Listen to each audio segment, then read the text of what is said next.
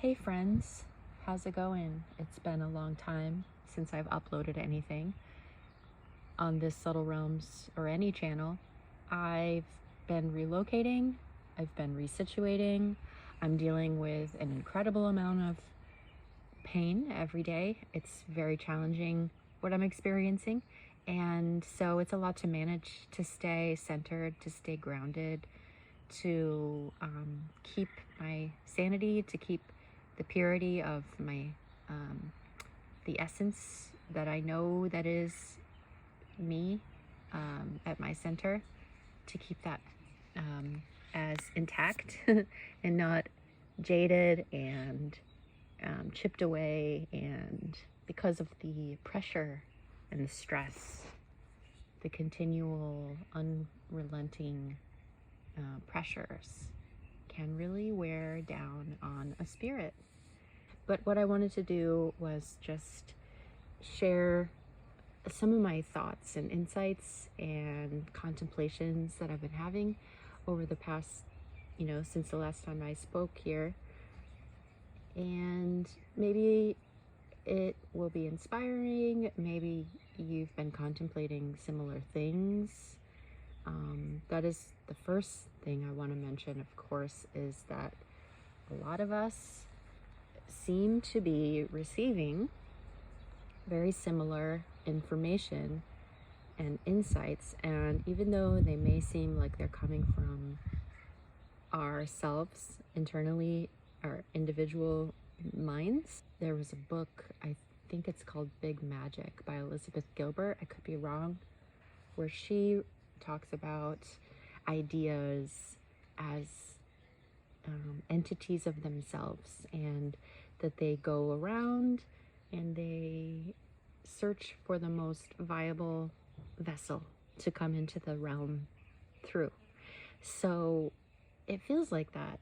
It feels like if one person has an insight and they're not really talking about it, then they will notice that, hey, somebody else is saying pretty much exactly the same thing as I've been thinking. How is that possible?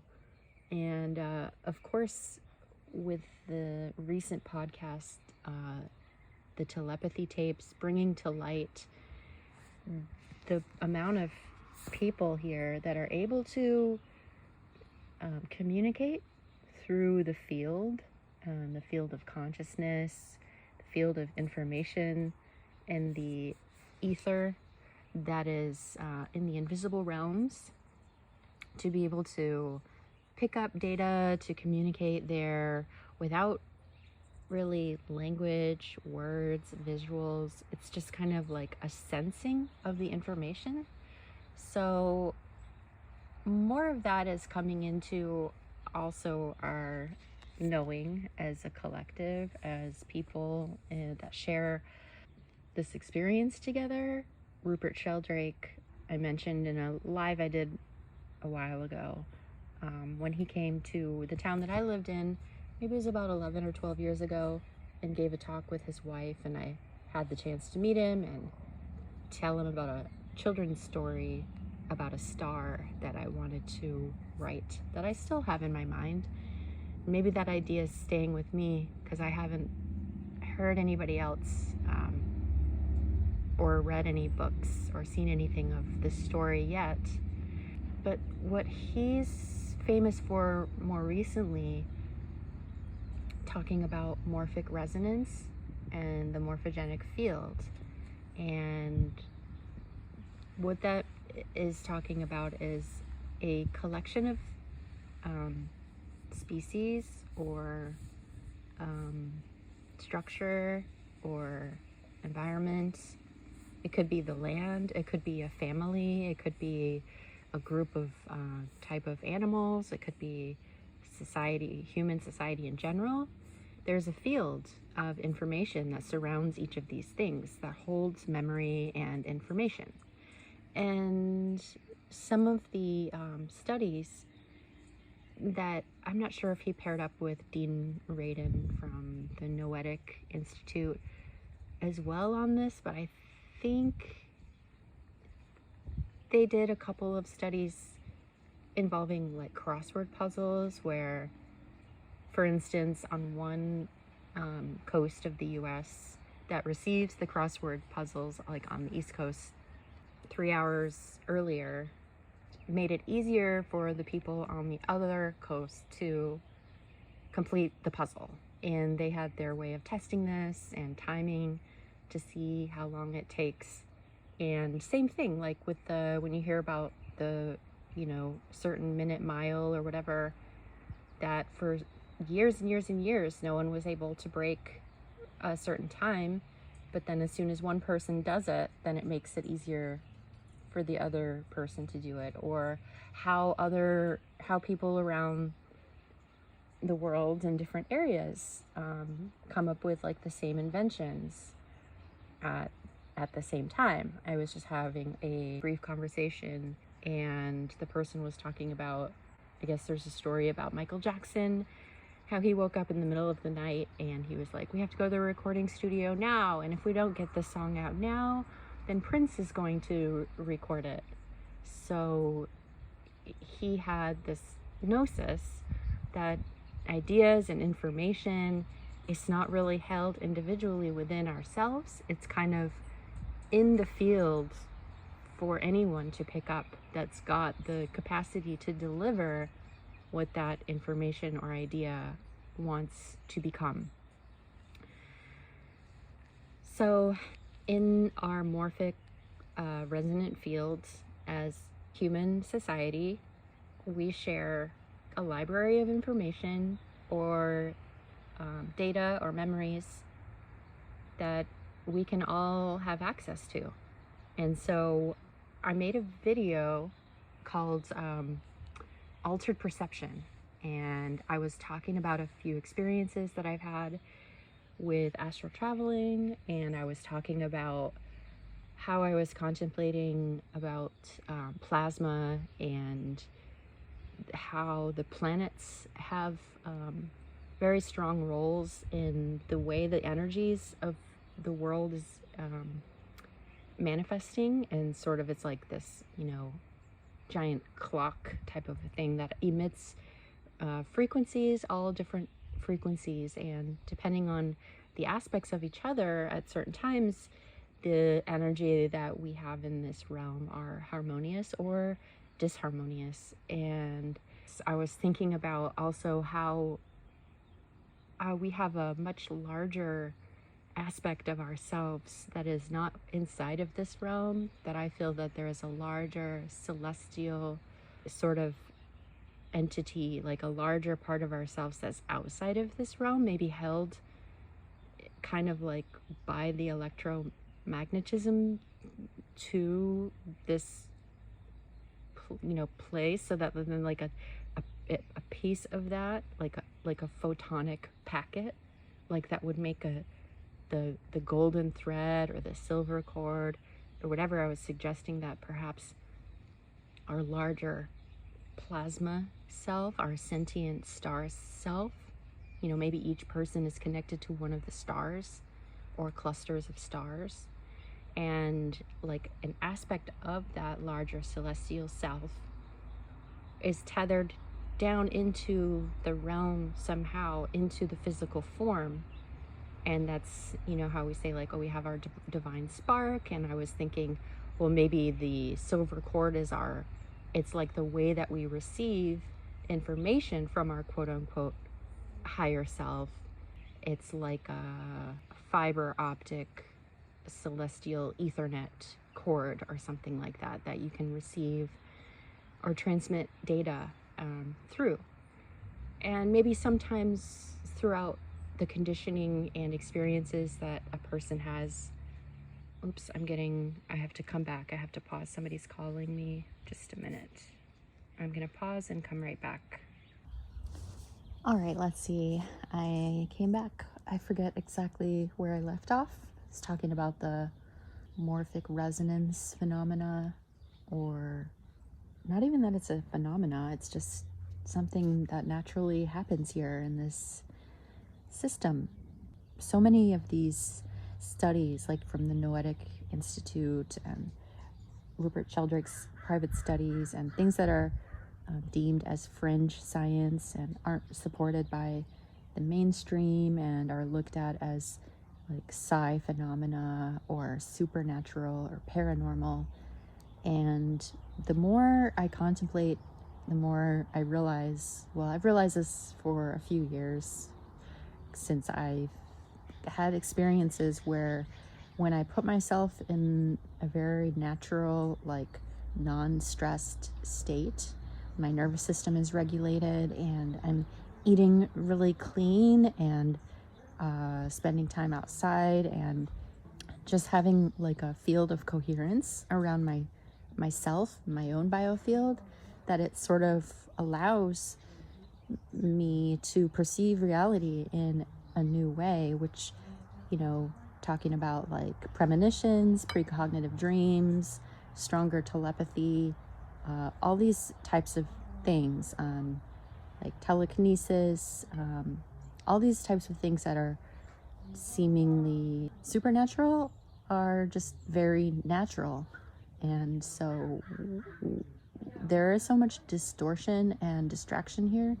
I may be able to hear some voices in the background at my neighbor's house, which isn't deterring from my train of thought, but all these distractions and noise pollution, even things we can't hear that are low frequencies or high frequencies, or, you know, all the different spectrums where we as humans with our biology are not able to perceive because we have this limiting mechanism that makes it hard to experience reality for all that it is.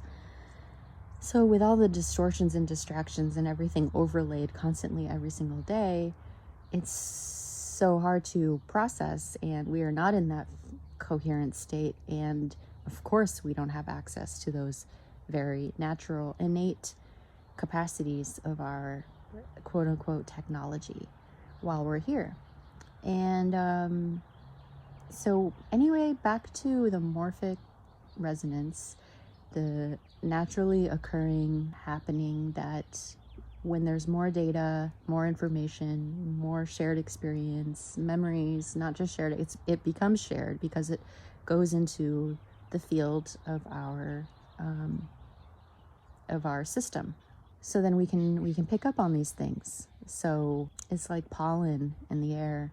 When a new flower opens up, it's like a new inspiration, and then the pollen is floating around through the air. You never know where it's going to land, or a seed, where it's going to, those flying seeds, where it's going to land and plant itself into someone's psyche and flourish as an idea that people think that is their own idea, but it could be a shared idea. And so what I've been noticing is, like, for over the past couple of months since I made that video about alter perception and frequency and plasma and connection to the stars and our that divine spark, what is that light within us, you know, like when the sperm meets the egg, there's this photonic or some sort of a light or discharge that sparks the zinc, or however it happens.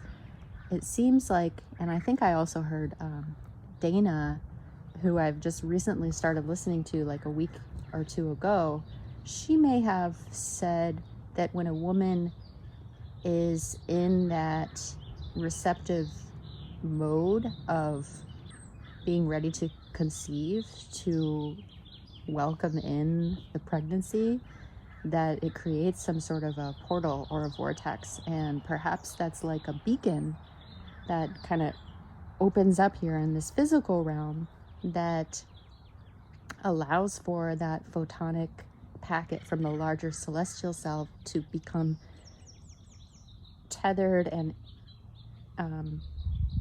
travel through that and implant the light.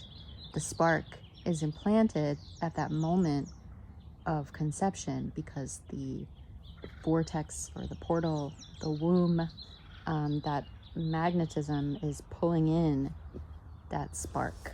And so perhaps that's how we arrive here in physical form. But then a greater part of us is still, I don't know, hovering or existing in a larger state of the sentient plasma,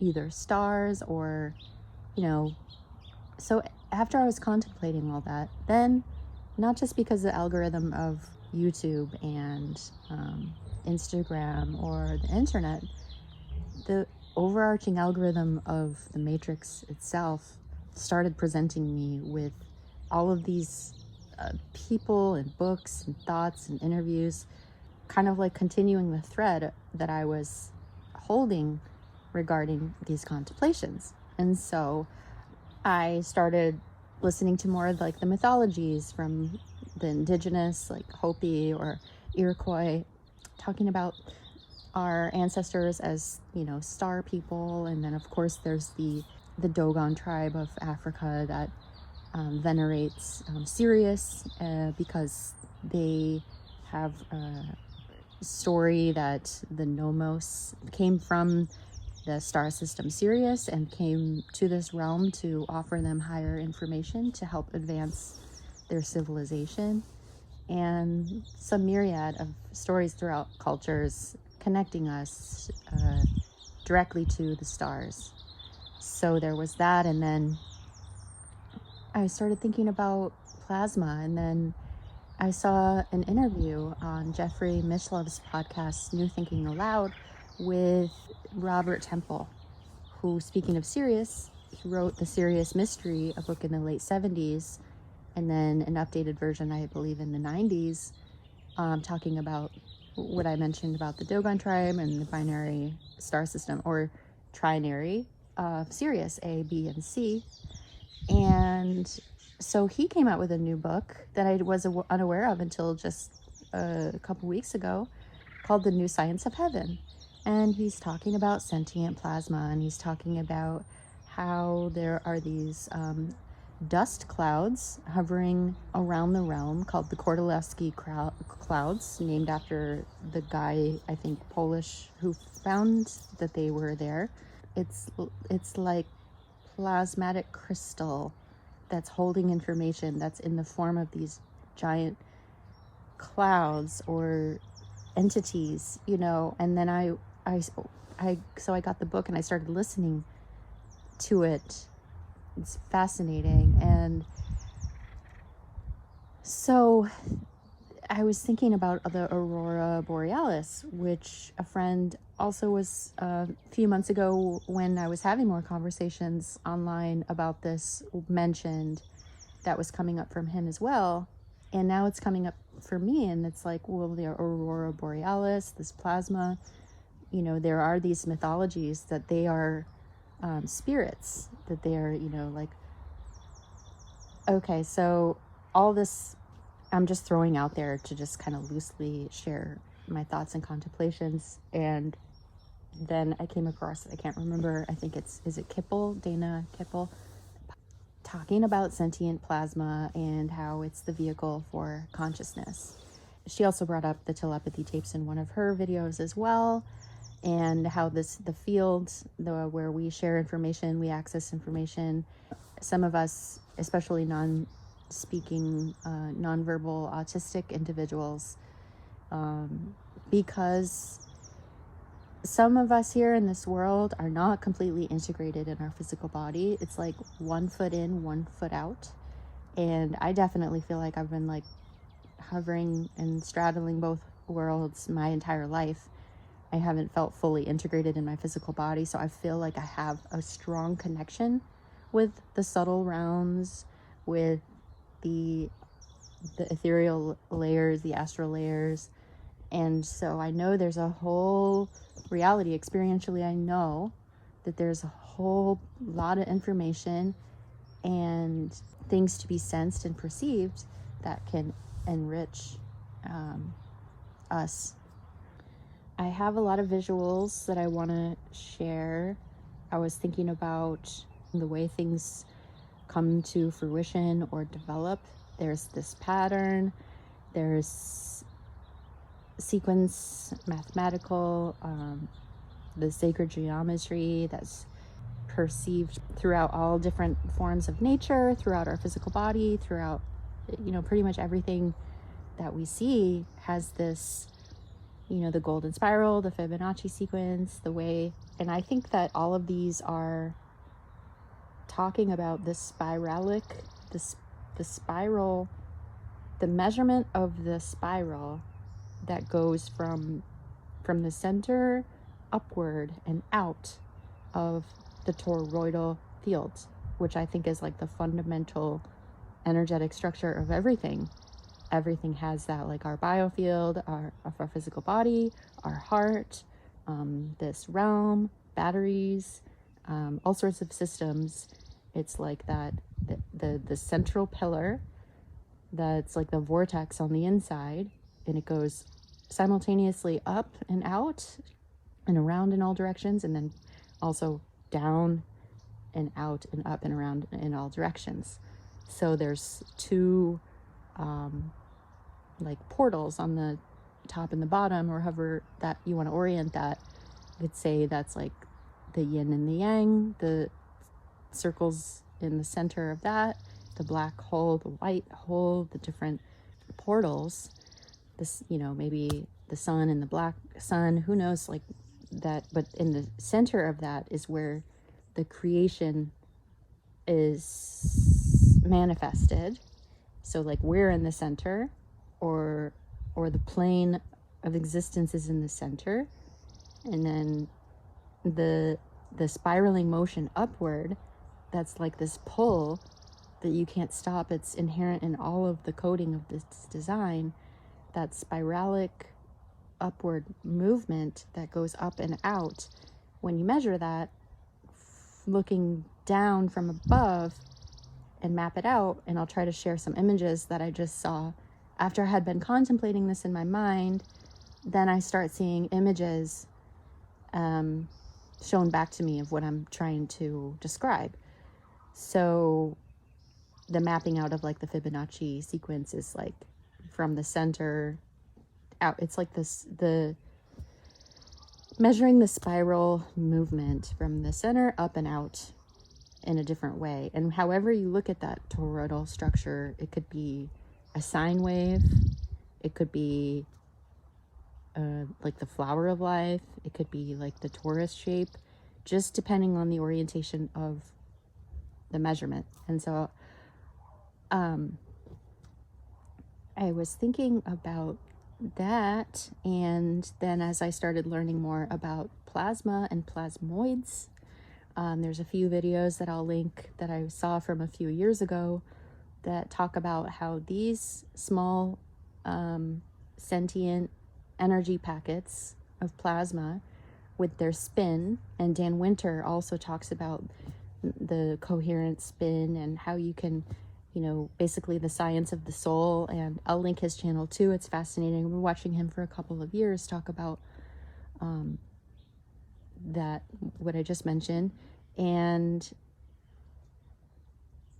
that when there's a certain spin, a certain charge to each one of these packets or toroidal fields, it will manifest something, because after it holds the charge for a certain amount of time, it becomes a being. It becomes, like our thought forms. The longer a thought form has a charge, the more people feed into that thought form, like egregores, will begin to develop its own sentience, its own life, its own development after it's been held for a certain amount of time. So it's like a perpetual energy, free energy type thing. So it's like, I also made a comment last month on a podcast somebody was having. They were talking about society, and I was saying, like, yeah, it's the collective's unprocessed subconscious thought forms that we are all in a way agreeing upon and enabling, that develop their own life cycle, and then they have their own agendas in this realm and within society, and a lot of issues that people think that they are doing, or the world's got these problems and stuff. It's up to each one of us to hold ourselves and our own toroidal free energy mechanism in check in a coherent and clear, like with no wobble state, and be aware of what it is that we're creating in the center of that vortex. And as it goes up and around and out into the fields of our perceived reality, and then it comes back as feedback to us, and that's the cycle. Like, we are responsible for what we're putting out there, every single person. And so in terms of what I had been talking about in the beginning of this channel, of sometimes saying, like, you know, I don't really agree with the way that this realm is designed, this particular one. And I talk to people, you know, once in a while that say, like, you know, it's, how could you say this or that about God's creation? It's perfect. And it's like, okay, well, maybe this realm is not something I agree with, but there's more than this, and this isn't all God created. So there's more realms. I believe it. There's more to this particular simulation, matrix, whatever. There's others. I mean, it even says that in ancient and religious texts, that they or he or whatever created the plural, the universes. It's not just this one. So I'm not going against God or all of creation for this one example, because I know there's more than just this one. And this one, the design of this particular one where I am now, inherently in the coding, there's this transactionalism that's happening where one needs to take from another, and it all often involves manipulation. And because there's a fractality to the way everything is that it's in the base coding, but then it also translates into human behavior, so that there's this sense of entitlement almost, that one has the right to play games and manipulate to try to get or to receive from another person what they have in their mind. And that's just only one of the small parts of this particular realm that I don't agree with. So yeah, I don't want to come back to this one. So then, incredibly enough, because the thread was there, and I don't know if you can hear the sirens and the dogs, I'm sorry about that. I was also thinking about environmental coherence, and how, you know, like sometimes, like if you're in your house alone and you sneeze, and then something cracks in the house at the same time. It's like, as my passion is building for this topic that I'm talking about, and as I'm, you know, coming to the culmination of it to get my point across, it's like, okay, now all the other stuff is happening too. So there's this energy right now for this, the sirens, the dogs, it's all happening at the same time. So the way I'm thinking about it, because I've been, before I go to sleep at night, practicing for death, because you know, my physical condition is unpredictable, and my body's going through a lot, and I don't know how much longer I'll be able to maintain this. And so I am going into a meditative state in that liminal space before falling asleep. And instead of sensing and thinking thoughts and using my human technology to perceive or interact, I begin to switch over to just a general ethereal sensing. And I focus on what it might be to exist solely in that greater celestial, sentient, plasma, star self of myself. Not to have a tendril of myself tethered into the realm, but drop the body, and then I can't perceive, then I don't perceive through this limited vessel. I'm like it's not like we go anywhere. I don't feel like I go anywhere, that I'm gonna go anywhere. Like, oh, I died and then I'm gonna go and I'm gonna XYZ and here. I feel like, for me, the way I'm feeling it right now is that I'm just gonna basically like take off a pair of goggles or something, or I'm gonna take off a sensing suit, and then I'm gonna be able to sense and feel absolutely everything. It's not gonna be like this light trapped in a bottle, or the genie in the bottle. It's gonna be like, so I'm trying to fathom, as before I go to sleep, with my eyes closed, it's all dark, and I'm just sensing into what it's like to sense into everything without the body. And there's some pretty cool things that like have happened in my third eye, or whatever, lights going off in my mind, or different patterns that I'm seeing and different sensations. And it's an incredible exercise. You can translate that for yourself and come up with your own.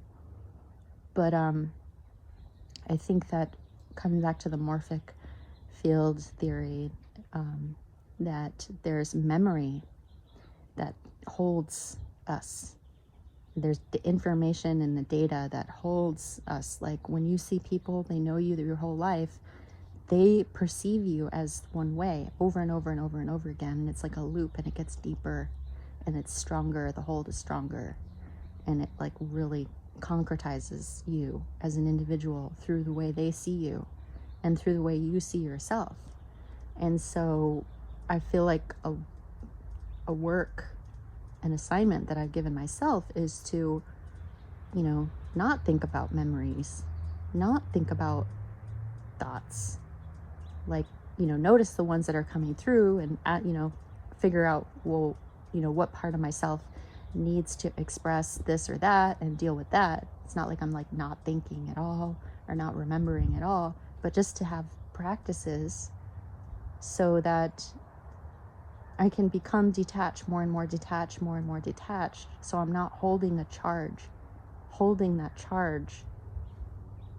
here in the center of that toroidal vortex, holding it in there. I'm like loosening it, so then when I leave the body, I'm not like a magnet directly pulled back to this holding pattern. I'm released and I go up and out, and then away from the holding pattern of this particular realm. So I think that in order to leave here, if you don't want to be in this particular realm, is to let go of holding on to, let go of the grip of the memories, the stories, the addictions, all the things you crave and love that would, potentially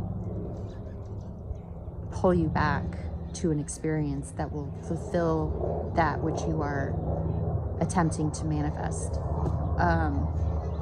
So these are just some of the thoughts that I've been having, and so awesome the music comes on right as I wrap up. And let me know in the comments below if you resonated with anything that I shared, or have any more cool videos that are in line with what I'm talking about. And take really good care of yourselves, and do some practices to sense outside of this human experience, and let me know what you sense. So take good care, and talk to you soon.